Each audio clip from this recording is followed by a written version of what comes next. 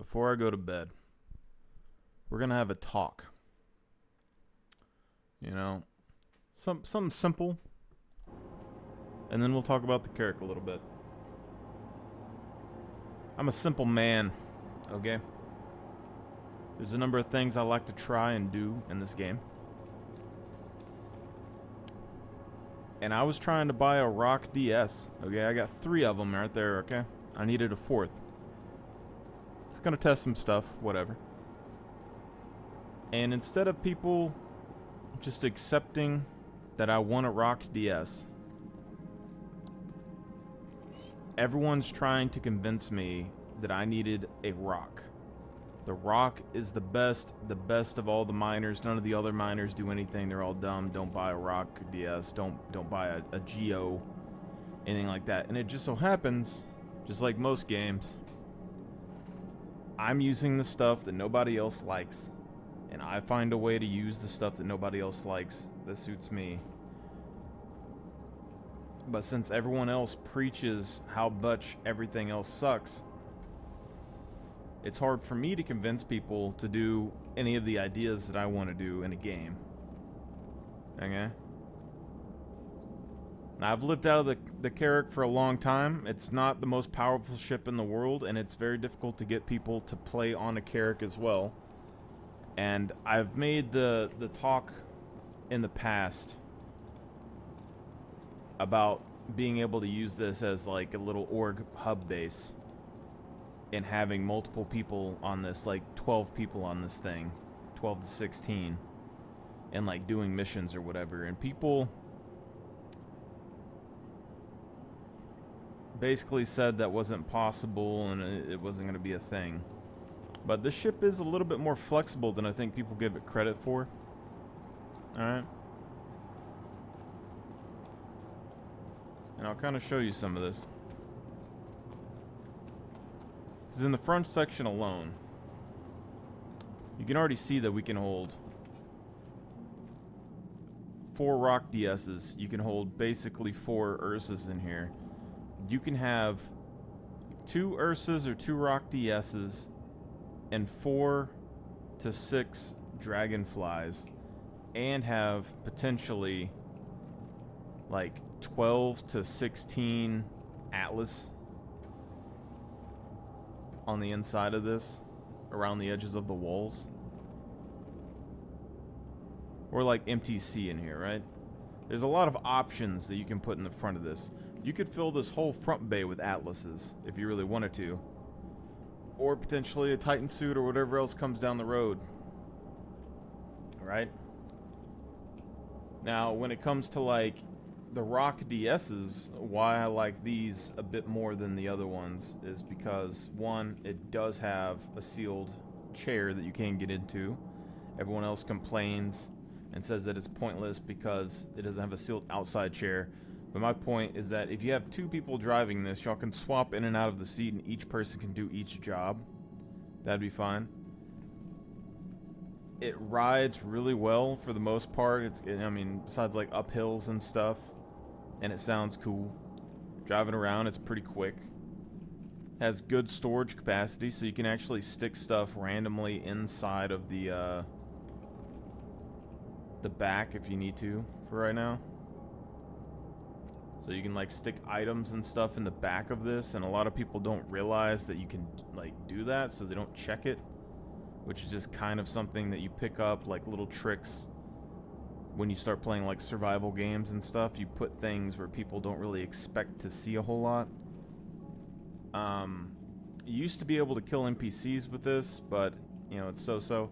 But like the Dragonflies here, it can hold a passenger, which means that you can ferry players to and fro with one of these. So with 4 of these, you're already looking at 8 players that you could send in and drop off 4 of them or whatever and come back and forth and keep ferrying 4 people, and then still have these as a mining vehicle and things that you can use for that as well. So you can do hand mining and stuff in a rover, but these are just going to be better for dealing with mining situations that have a bunch of rocks. And although I'm not fully optimized for like FPS combat or anything like that, I think having the ability to collect and harvest some rocks and minerals that you run across while doing FPS combat missions and things can help give you more income when you're like flying around and doing things.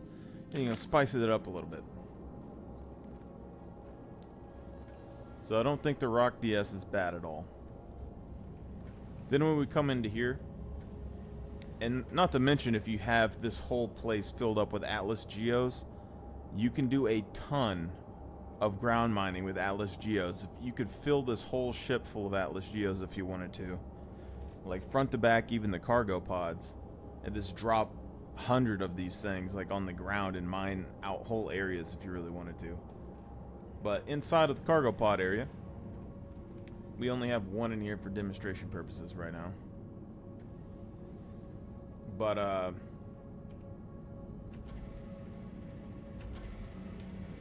you can put a Fury in each of these cargo pods in either side.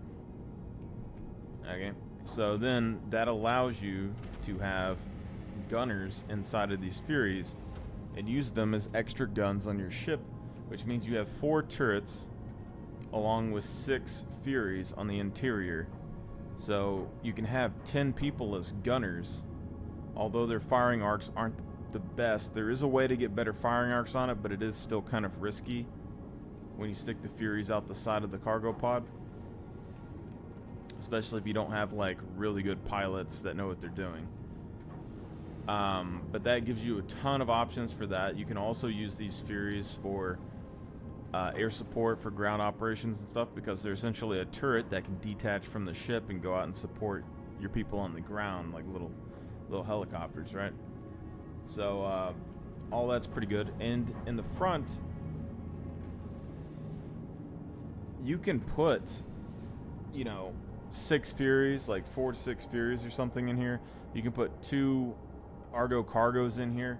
You can put a ton of MTCs. You can put rovers. You can put cyclones and dragonflies and everything else. So you have vehicles for space missions and comm relays.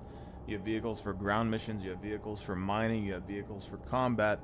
And so it makes the ship very flexible in what it can do. As long as your vehicles don't get destroyed on the interior while you're in combat, you should be, you know, pretty hunky-dory for the most part.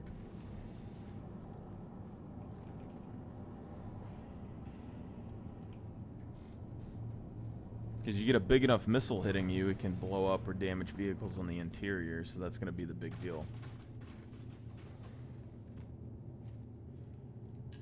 And when it comes to people talking about wanting a Fury snub ship, this would pretty much be it, because you have 6 in the bottom bays. You can probably have another 6 in the front. You can put like another 6 or something in this, if not more. And you have the actual repair facility and stuff for all of the Furies in here as well. So ideally, you could probably use this as a Fury snub carrier ship if you really wanted to. And then in this top hangar, you can have like 3 Argo cargos if you only want transportation like pretty close. Like if you want to be able to transport things to and from the ship at a pretty reasonable distance, then you can have multiple of the Argo cargos. You could have a Pisces with like an Argo cargo or multiple Argo cargo. You could have 2 Pisces in here if you park this thing diagonally. You can have an Aurora in here. Like, there's a lot of flexibility that you can do. If you have an Org, even though we can't bedlog right now, you can just leave this empty and then have everyone else fly Auroras or some, like ships like that with a bed that can fit inside of the carrck itself, and then have them log off in their own ship and then just log on to your server when they come back on, fly their Aurora to the carrck, and then you have a swarm of Auroras and carracks working together, you know? It worked pretty good. But then when people started talking to me about the Atlas Geo being useless, because everyone on here is arguing about me about the uselessness of the Atlas Geo and how the Rock was better. It's not the point that the Rock is better, and the person's arguing that the Rock is faster, it makes more money, etc. I know there's YouTube videos where people have like said that. But the Geo, as far as I can understand, is better in numbers. So if you have multiple geo, they can drop and then collect a bunch of resources really quick, and they take a lot less space to store. So even though a normal rock can mine and hold more than this, if you have, you know, would it be 6 to 9 of these geos in the same place of a rock, as long as you have the people to crew the geos, that's all that really matters. And then on top of that, the geos have a little bit more flexibility than the rock itself because they have the jetpack. So in this ship, for instance, the Carrack, if we were able to, let's say, scan and find some minables or whatever, like 2K or whatever in front of us, we're driving up to it, we know that they're going to be good minables, you can get people in here, kind of hover and fly over, and then have your dudes just kind of fly out and land on whatever mineable there is, right? And just think about like the little bit of time that you're saving doing that. So you can have, even if you remove the Pisces or whatever out of there, you could have, you know, we have 5 of them in there right now. You could probably have, I don't know, 10, 20 of them in that top section if you really wanted to. Just drop out, land on the ground, and mine. And that's while you're doing like a combat mission or anything else. Say you'd be doing like a bunker mission, you're flying in, or like an entrenched mission in the future. You see that there's a bunch of resources worth a couple 100K on the ground. You call it out, you drop some people, they go and mine it, and then you can come and pick them up afterwards. The other thing is that having these Atlas suits in the top of the ship like that means that you can do sort of an airdrop over an area, because you can fly the Carrack over and then just have like 5 dudes rain down an Atlas Geos over a POI, land on the target, and then just get out of the Geo and engage in combat. And then in combat, if you use these to hot drop, since they have the jetpack, there's a lot of buildings and places that it's hard to get to or very difficult to get to when it comes to POI locations. And with the jetpack, they can pretty much use these things to get up to a high elevation and then leave the Atlas Geo and use like sniper posts or anything else, places that NPCs can't get to. So it's safer for FPS combat, you know, and positioning, it's tactical. You can use it for the hot drops, you can use it to get mining. So I like the flexibility of it. Like, it's not as good as, say, like a combat mech necessarily, but it gives you another option for resources and gives you flexibility for your normal combat situations. So I think it's pretty good. And since we don't have parachutes or anything else, this is about the best you're going to get parachute wise when it comes to landing troops on the ground with the jetpack. Now, it might not always be the case that that is how that works, but surely you're going to be able to hover your ship low enough to the ground for these things to fly out and fall down without dying in the future, without dropping them from space. So I think there's a reasonable distance that you should be able to drop these from, and it'll be perfectly fine. And being able to drop that many people just on a flyby is going to be pretty insane. So you could do something like that with the Valkyrie and stuff as well. Like, the Geos are just very, very, very flexible, I think, when it comes to using them in combat with a number of ships. But I think this is why the Carrck could be pretty useful in a lot of situations if you have like the right number of ships on it, right? I'm gonna go to bed, guys. Y'all guys have a good one.